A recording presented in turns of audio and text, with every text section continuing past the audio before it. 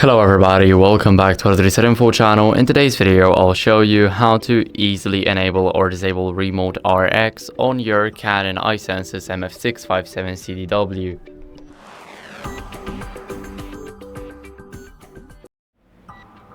So first, we need to go over to the menu. Now here in the menu, let's select the function settings. Here, as you guys can see, we need to go to the receive and forward and go to fax settings. Now here we have switched to auto RX, and here we can enable it just like that. Now we need to apply this setting. It won't apply automatically, so we have to actually apply it ourselves. Now let's click on it again, and here we can just change the ring time until auto RX, and we also have to apply it.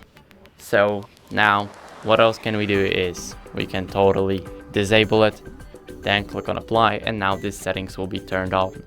So that's basically it. I hope this video helped you. If it did, don't leave a like, sub, and a comment, and I'll see you in the next one.